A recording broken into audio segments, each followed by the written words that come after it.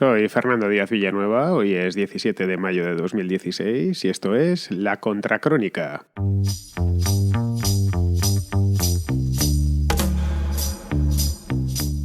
A la vista de las primeras encuestas que se han publicado ya, los primeros sondeos electorales para el próximo día 26 de junio, si hay algo que podemos tener seguro a estas alturas es que el calvario socialista, el calvario del PSOE, promete continuar por lo menos 2 meses más.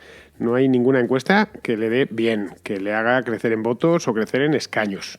Todas le castigan, algunas le dan más en el hígado y otras un poco menos, pero no hay ninguna de las encuestas que se han publicado hasta la fecha, creo que han sido 2 exactamente, que le ponga donde quisiera Pedro Sánchez que estuviese, que esté en su propio partido.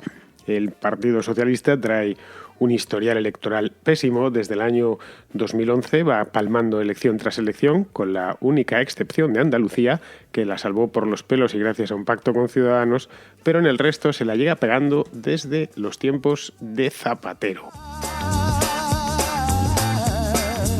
De las 3 últimas grandes convocatorias electorales, la de 2011, la de 2015, que han sido las 2 elecciones generales, más la de 2014, que fueron las europeas, las 3 ha palmado el Partido Socialista. Ha palmado bastante y se ha colocado muy lejos de su tradicional adversario, que es, o era mejor dicho ya, el Partido Popular. En Cataluña se despidió del poder hace ya 6 años, o casi 6 años, en diciembre de 2010, en aquellas elecciones que convocó José Montilla.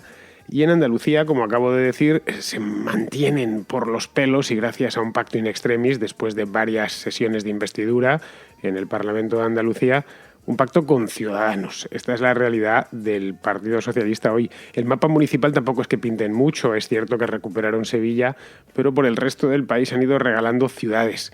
En el caso de Zaragoza se la han regalado literalmente es que es donde gobernaban, era de las pocas grandes capitales que tenían después de la debacle del año 2011, de las municipales de aquel año, pero las posibilidades que tuvieron hace un año de entrar en nuevas ciudades se las regalaron a Podemos. Entre ellas, Madrid es la más significativa de todas, donde el Partido Socialista o Podemos gobierna gracias al Partido Socialista. Ahora Madrid, esa marca blanca de Podemos que se presentó en la capital, pero no es la única. En Cádiz también gobierna Podemos gracias al PSOE, en Córdoba o en Valencia. Estamos hablando de ciudades grandes, en este caso la primera y la tercera.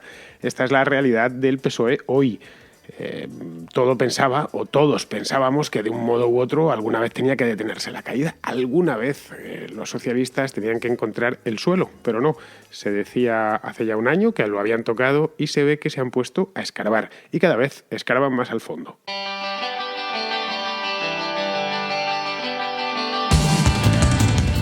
Si hay algo que más o menos todo el mundo tiene claro es que el coco del PSOE es Podemos.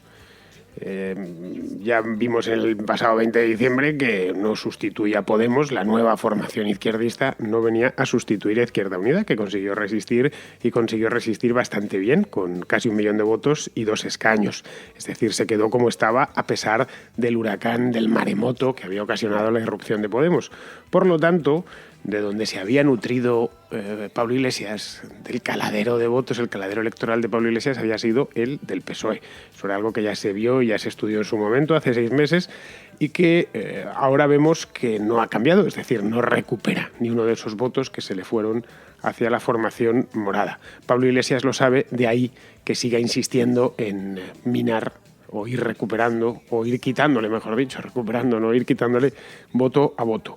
Pero su principal enemigo quizá no sea Podemos ya a estas alturas, ni Izquierda Unida. Esos ya le han quitado todo lo que le podían quitar. Yo creo personalmente que su principal enemigo hoy por hoy es la abstención. La abstención y, aunque parezca mentira decirlo, el PP y Ciudadanos, que es donde se les está yendo el voto en estos momentos.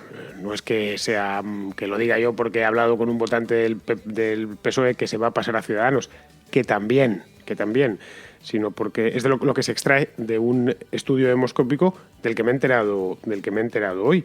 La cuestión es que Pedro Sánchez, que debió dimitir después de la fracasada sesión de investidura o aquellos 2 días para olvidar que tuvo en febrero, Pedro Sánchez no es capaz de movilizar voto. No lo fue en el mes de noviembre y diciembre y no lo está haciendo ahora. Y falta todavía mes y medio, o mes y pico, estamos a 17 de mayo ya, mes y una semana para las elecciones generales.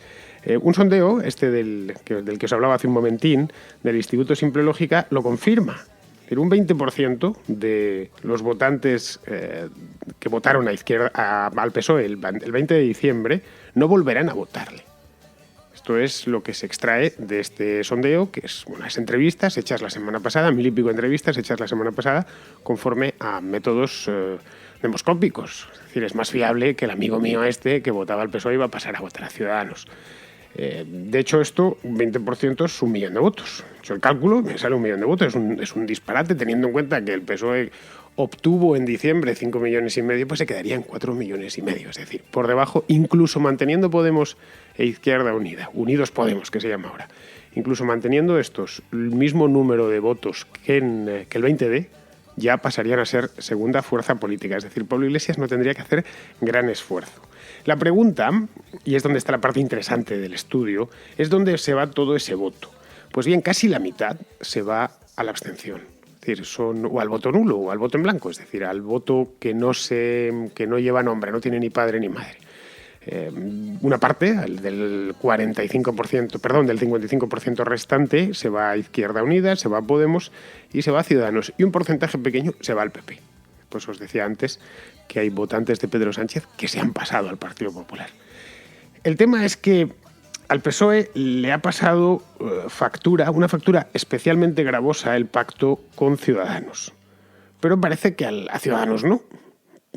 Ciudadanos, en las encuestas que hemos tenido disponibles estos 3 últimos días, que no he podido hablar de ellas porque lo he dedicado a la contracrónica a otras cosas, más o menos se mantiene. Pierde un poquito, gana un poquito, pero se mantiene. Se queda en sus 40 escaños, que no son gran cosa, o son gran cosa, dependiendo de lo que saque el Partido Popular, o en este caso el PSOE. A Ciudadanos le están dejando ya como única posibilidad de pacto el Partido Popular. Evidentemente no va a pactar con Podemos, y así lo han asegurado sus propios líderes. A Girauta se le ha secado la lengua de tantas veces que ha dicho que no va a pactar con Podemos, y me alegro que así sea.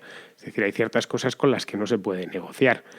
Quizá, y esta es la pregunta del millón, ¿por qué el famoso pacto del abrazo, aquel del Salón Constitucional del mes de febrero que se hizo con tanta pompa y tanta circunstancia, por qué está pasando una factura tan cara o tan alta al PSOE y en cambio a Ciudadanos no? En principio podrías llegar a pensar, bien, el electorado no quiere medias tintas. El electorado está polarizado, entonces o PSOE o PP o Podemos, o izquierda o derecha. Es decir, al electorado le va la marcha y lo que quiere es bipartidismo otra vez. Lo único que la parte de la izquierda quiere unas siglas distintas.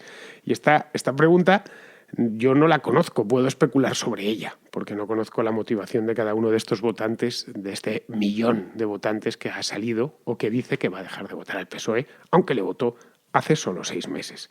Quizá, y esto insisto, es una especulación, es porque la batalla se está librando ahí mismo en el interior del PSOE y no saben los propios socialistas hacia dónde tirar. Esto ayudaría a explicar también el hecho de que algunos votantes se estén yendo a opciones aparentemente tan diametralmente opuestas como puede ser el PP. Del dato que se extrae del sondeo del Instituto Simple Lógica. Es decir, los propios socialistas, que antaño fueron la clave del sistema, el pilar sobre el que reposaba todo el sistema del 78, han llegado a un momento en el que no saben muy bien si se van a ir hacia un lado o se van a ir hacia otro. Por primera vez en 35, en 40 años casi, al PSOE, con lo que ha sido el PSOE, le ha pillado esto con el pie cambiado. No sabe muy bien, no se encuentra, se palpa los bolsillos y no se encuentra. Porque claro, tanto el PP como Ciudadanos como Podemos tienen claro su mensaje, pero no así el PSOE. Si nos preguntamos, de hecho, su programa electoral, el enfoque que está tomando Pedro Sánchez de las elecciones, sirve para un roto y para un descosido. El otro día leía que decía el propio Pedro Sánchez que había hecho un programa electoral que servía para pactar con unos y con otros. Eso es lo que yo creo que su electorado no termina de entender.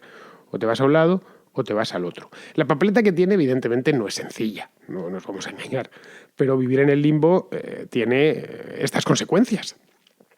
Y es que tus electores al final pues no saben muy bien a qué atenerse, o tus votantes a qué atenerse. Los hay de sensibilidades más izquierdistas y los hay de sensibilidades más centristas. Y esto supone que el partido al final queda diluido como un azucarillo. Un poco lo que le sucedió a la UCD a principios de los 80. La UCD era un revuelto, un mare magno de partidos creado en torno a la figura de Suárez, que al final, en el año 81, pues cada uno se fue a su casa natural. Los conservadores a Alianza Popular, los socialdemócratas al PSOE y así sucesivamente. Y esto corre el riesgo de suceder. Se decía que le iba a pasar al PP, pero al final, contra todo pronóstico, le está pasando al PSOE. ¿Y qué es exactamente lo que tiene que dilucidar el PSOE o sus líderes o su comisión ejecutiva? ¿Qué es lo que tiene que dilucidar? Lo vengo diciendo desde hace meses, ya sea a través de este medio, de la Contracrónica, o en mis columnas semanales de Voz Populi o en mi página web. El PSOE tiene que reclamarse heredero del sistema del 78, heredero y protagonista, ojo, que es el que le ha dado forma, o decidir que no, que va a romper con el sistema del 78 y que quiere otra cosa. Lo primero le pondría remolque del PP y de Ciudadanos. Y lo segundo, haría lo propio con Podemos e Izquierda Unida. Es decir, la papeleta, como decía antes, es complicada, muy complicada, pero no se puede quedar parado. Es decir, quedarse parado es quedarse como está, palmando, ¿cuánto? Pues si ha perdido 1 millón y pico de votos en 6 meses, pues todo hace pensar que de aquí a las elecciones habrá perdido otros cuantos y no sabemos si podrá levantarse ya del palizón y tendrá que decidirse en minoría o exponerse a que el partido se rompa o se convierta en lo que en cierto modo ya es un partido regional de Andalucía y Extremadura. La cosa, y con esto ya termino este asunto del PSOE, es que un partido que no tiene mensaje propio, y en este aspecto el mensaje fundamental, no un mensajillo cualquiera, no tiene mensaje propio y está ayuno de liderazgo, como es el caso del PSOE, no puede ir a ningún lado. Es decir, haga lo que haga va a tener riesgo, pero algo tiene que hacer. Y esto o entra en la mollera de Sánchez y compañía, o si no se exponen a darse, y perdonad por la expresión, un ostión el día 26 de junio de narices, que no sabemos en lo que puede quedar. Hoy están en 90 escaños, pero es que algunos sondeos le están dejando por debajo de 80. Es decir, 70 y tantos. Esto puede ir a peor, ¿eh? Podemos encontrarnos el 17 de junio, es decir, justo dentro de un mes, en las puertas mismas del verano, con que al PSOE ya le auguran las encuestas 50 pegadito a Ciudadanos, que se ha quedado los 4 millones de votantes. Y eso para un partido con vocación de poder, que es que mandaba hasta hace 4 días, pues supone, si no el fin, sí casi el fin. Preguntas y respuestas. La sección de la Contracrónica en la que el oyente pregunta y el hablante responde.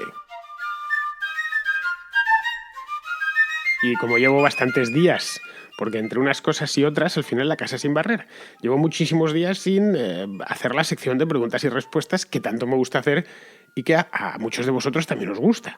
Y tengo ahí un montón de preguntas apuntadas en la libreta que no he podido responder. Escogí unas cuantas, tanto de iVoox como de YouTube, para que al menos os quedéis con el gusto de que os he respondido. No sé si la respuesta será de vuestro gusto, pero es lo que pienso. Yo, sinceramente, no miento, y mucho menos a vosotros. Me pregunta Lucas Gómez Torets, que es un habitual, me sigue en Twitter y además le conozco no personalmente, pero por la red desde hace mucho tiempo, que si prefiero el sistema presidencialista o el parlamentario. Pues esto es lo mismo que república o monarquía.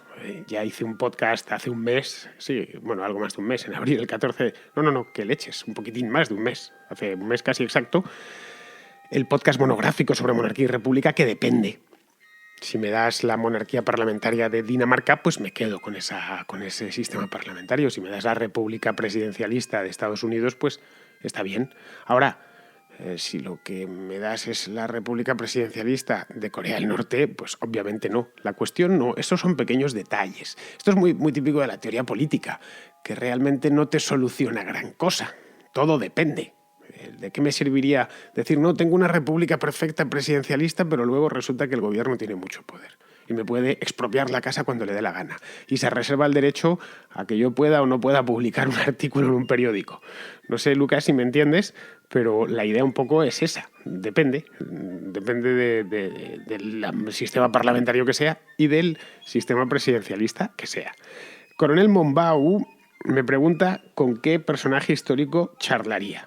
Pues si tuviera que entrevistarle, hacerle una entrevista periodística seria. Me hubiera gustado poder entrevistar a Hitler, por razones que ya podéis imaginar, ¿no? Creo que es de los grandes enigmas no del siglo XX, sino de la humanidad. Una entrevista a calzón quitado, además, de sentarnos muchas horas, siempre y cuando Hitler o su jefe de prensa se comprometiese a que me iba a responder. No me valdría que me iba a responder y a que no me iba a mandar a la Gestapo, obviamente.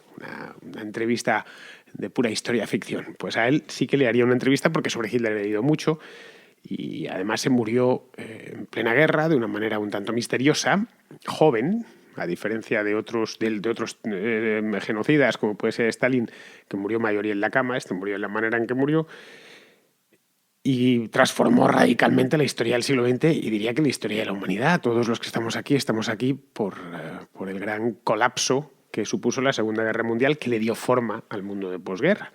Si quitásemos la figura de Hitler, no sé si el mundo sería mejor o peor, pero os aseguro que sería distinto, muy distinto. Eso en cuanto a la entrevista. Y para charlar, es decir, ponernos un café y hablar distendidamente en alguna terraza de estas de Madrid o sentados en un par de sillones, me gustaría hacerlo con Churchill. Churchill es de los personajes históricos del siglo XX que más me gustan, por 1000 razones. Estos políticos de mediados del siglo XX que tuvieron que hacer frente personalmente a situaciones extremas me llama mucho la atención. Pero es que Churchill además tuvo una vida muy larga. Se murió en los años 60, ya casi centenario. Y su vida va desde la Inglaterra victoriana hasta la Inglaterra de los 60, hasta los Beatles. Entonces tendría muchísimas cosas de las que hablar con él y muchísimas preguntas que hacerle. Supongo que vosotros, si os los pongo de esta manera, a vosotros también se os levanta la curiosidad por la vida de Churchill. Me pregunta David Martín, en este caso en YouTube, ¿qué me parece la reforma laboral en Francia? Pues me parece una reforma muy parecida a la nuestra, la que hizo Rajoy, tímida, pero que va dirigida en el buen camino. Es decir, las reformas, los mercados laborales sanos que generan mucho empleo y que son muy inclusivos son mercados laborales flexibles y libres.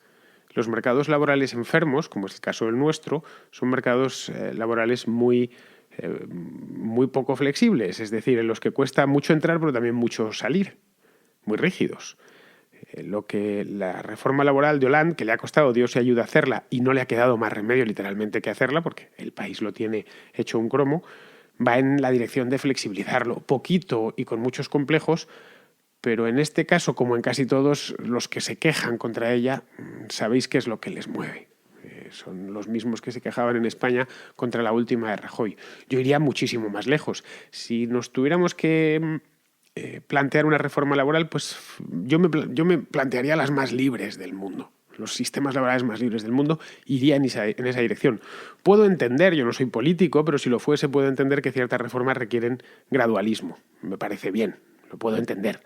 Ahora, por eso se habla de espíritu reformista. Tenemos que ir en esa dirección y vamos a hacerlo paulatinamente. Parece bien, pues porque siempre hay privilegios. Yo soy partidario de ir poco a poco a hacer las cosas. De la misma manera que si uno le da por hacer running o apuntarse a un gimnasio, no se debe pegar un palizón el primer día, pues con las reformas, sobre todo de países grandes como pueden ser Francia o España, se deben hacer poco a poco, pero teniendo bien claro a dónde se quiere llegar y hacerlo en un espacio de tiempo lo más breve posible. Si no de golpe, que sea pues en un plan de 3, de 4 años. En Alemania lo fueron haciendo así a través de los planes Hartz, en un lapso, creo que la Agenda 2010, empezaron a hacerla en 2001-2002 y les llevó casi una década, poco a poco. Y aun con todo, en Alemania quedan muchas rigideces en el mercado laboral, muchas menos que en Francia o en España. JF Bebop me pregunta también en YouTube, me hace una pregunta con una afirmación previa. Me dice, cuando los progres te preguntan sobre el modelo nórdico, como ejemplo, ¿cómo hay que contestarles? O los izquierdistas te vienen con lo de, no, es que nosotros queremos llevar esto al modelo de Suecia o Noruega. Pues bien, que adelante, que sí, que modelo nórdico mañana. Por modelo nórdico entendido el modelo económico que rigen países como Suecia o Dinamarca. Me explico. En estos países tienen cheque escolar, tienen despido libre, tienen sanidad, su sanidad está mayoritariamente en manos de la gestión privada, tienen pensiones capitalizadas, tienen impuestos que en muchos casos, especialmente los de sociedades, son más bajos que en España. Por lo tanto, si a mí me viene cualquiera de estos y me dice lo de de hecho podéis buscar, ahí creo que La Tuerca un día lo dije, hace ya como 3 años o por ahí, que estábamos hablando de este tema y salió la historia de Dinamarca y de Suecia. Y lo dije claramente, oye, no, sí, adelante, modelo nórdico, pero con todas las consecuencias. Se callaron y cambiaron de tema. Como os podéis imaginar, era la clásica distribución de la tuerca, que estaba yo contra todos, y cuando no esperaban que le saliese por ahí. Los progres acostumbran o se benefician de que tenemos una idea del sistema sueco, del sistema nórdico, equivocada. Tenemos una idea que nos han metido los periódicos y las televisiones a lo largo de 20 o de 30 años, de que allí se ata a los perros con longaniza y además el Estado es gigantesco y los impuestos son altos, y tienen una idea ensoñada del modelo nórdico, una idea casi de los años 80, de Olof Palme. Bien, ese modelo nórdico que existió casi manda a la ruina a estos países, especialmente a Suecia, que tuvo que atravesar una crisis severísima en los años 90. Vamos, tan severa que en el año 92 el país estuvo a punto de irse al garete. Podéis mirar en Twitter la crisis sueca del 92, en Twitter, en Google, la crisis sueca del 92, y os enteraréis. La bolsa de Estocolmo, vamos, prácticamente cierra porque se quedó sin valores, porque tuvieron la feliz idea de aplicar los socialdemócratas de ayer en los 80 la famosa tasa Tobin, que es la que nos quieren meter a nosotros ahora. Yo por eso utilizo mucho e invito a los liberales a utilizar el modelo sueco o el modelo danés como referencia de liberalización paulatina, una vez más, de saber hacia dónde van y saber hacia dónde vamos e ir haciéndolo poco a poco. Mauricio Rojas, que es un escritor chileno de nacimiento, pero que se fue muy joven, huyó del Chile de Pinochet y se fue a refugiar a Suecia, como muchísimos chilenos de la época, y allí consiguió ya nacionalizarse sueco y consiguió ser profesor de historia en la Universidad de Uppsala. Bien, a Rojas nos lo llevamos un año a Lanzarote y estuvo dando ahí unas charlas, y hablando con él de manera informal, le pregunté, él fue miembro del Partido Liberal y fue diputado incluso, diputado del Parlamento sueco, y le pregunté varios años, creo que 8 años, una cosa así. Le pregunté, oye Mauricio, una pregunta, ¿por qué los socialdemócratas suecos se avinieron a aquella reforma que en principio era tan lesiva para los intereses de su propia clientela? Y lo que me respondió fue muy sencillo. Mira, los socialdemócratas suecos lo que querían era salvar el sistema. Fueron realistas, querían salvar el sistema del bienestar, o el sistema de que una parte de la población trabaje para la otra. Pero claro, se dieron cuenta después del fracaso espantoso de los 80 que allí ya casi no trabajaba nadie, y el que producía un poco se iba al extranjero, se iba a Inglaterra o se iba a los Estados Unidos, o se bajaba a Alemania, que está enfrente de Suecia. Por lo tanto, después de hacer un ejercicio de sinceridad consigo mismos, vieron que la única manera de salvar su adorado sistema del bienestar, de transferencias masivas de renta entre una parte y la otra de la población, era introduciendo mecanismos de competencia, privatizando ciertas cosas que el Estado hacía muy mal, mejorando la educación, y el resultado, lo que alumbró aquello, fue la Suecia actual o la Dinamarca actual.